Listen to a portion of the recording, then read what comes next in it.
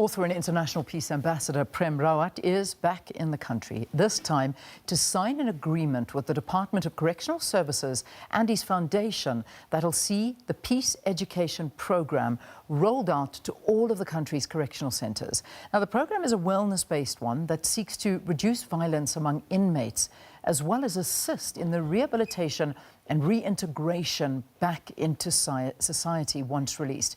Prem Rawat joins us now to tell us a bit more. Good to have you, Prem. Thanks very much for your time. Thank you. Thank you for having me. It's great to be with you all. Absolute pleasure. So firstly, tell us a little bit about the Peace Education Program. Well, Peace Education Program has been just a runaway success. It started not too long ago, but already in 2020, it has covered more than 38,000 people. And it is from educational to communities, to correctional institutions, to health and wellness, to all these different parts of our society. It's reaching out and helping people cope with the uncertainties of every single day. And that's, you know, this is, I imagine, something that one needs to initiate in everyday life and in every sphere. But the actual focus now, obviously, is in the correctional centres, like prisons. So where does South Africa fit into all of this and the involvement of our prisons? Well, it started off in South Africa, and I have visited Zonderwater prison system in the past. And it was just incredible to see the response of not only the inmates, but the officers, because they actually saw transformation happening in these people's lives right in front of them. And so it has been a dynamic impact that has now led to the point where we will be signing the Memorandum of Understanding to roll it out across South Africa, because it works. It just works. What does it involve? I mean, how does it work? Well, it's very, very simple. When problems come in our lives, it doesn't matter who we are, whether we're inmates or we're not inmates. We look at somebody to blame.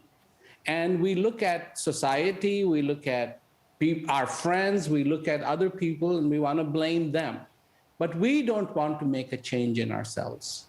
But when we can start to understand that we have a part to play and that we are empowered, that we are bigger than the sum of our problems, that we can make a difference in our lives, it doesn't have to be other people, then the whole highlight shifts, the light shifts from out there and blame and everything else to, wait a minute, I can make a difference in my life. And when it comes to you or that individual, then truly the change begins. Yeah. I mean, has it been obviously operational in other countries, and the successes that you've actually seen, particularly with regard to inmates, where obviously you've run the program, you've seen this rehabilitation work, and you've seen former inmates blend back into society and actually are more of a benefit to society than, you know, what one would imagine that they would be had they not gone through a program like this? In fact, there is a state in India called Telangana. It's a new state, but they had to shut down 5 prisons because people weren't coming back. And once they were released, they stayed in their societies and were doing really well. And so 5 prisons were shut down because of that. Well, I hope we have a problem like that. I really do, because I mean that sounds incredible. 5 prisons shut down because of zero crime. That those that were rehabilitated never ever came back, and crimes just weren't being committed. Exactly, exactly. So let's bring it into the South African context. I mean, we can't deny and hide the fact that we do have one of the highest crime rates in the world, and particularly when it comes to violent crime. And, you know, it has a lot to do with the socio-economic situation that a lot of South Africans find themselves in. And how does this help? Because when you do get released from prison, you may have inner peace, but you've got nothing else. Well, the thing is that when you begin to understand that you do have strength, that whatever problem you come across, you are bigger than that problem. So somebody comes out of the prison system and yes, they have nothing. I mean, they have nothing. Or it could be somebody who just had everything and lost everything in 1 hour. I mean, just 1 hour, everything is gone. And I know the amount of desperate, feeling that comes in. It's just like, what do I do now?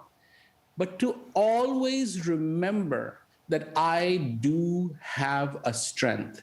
It all works like this. A lit candle has the potential of lighting up an unlit candle. A person who understands their strength can bring the strength to a situation that is absolutely hopeless. Hope can bring hope to a hopeless situation. And that's what it takes. Because if you have the courage in you to move forward, it doesn't matter what you are up against, you will be up for that challenge. Those people in our society who have accomplished a lot, they had courage and they went forward with the courage, not weakness, not saying to themselves, oh, what am I going to do?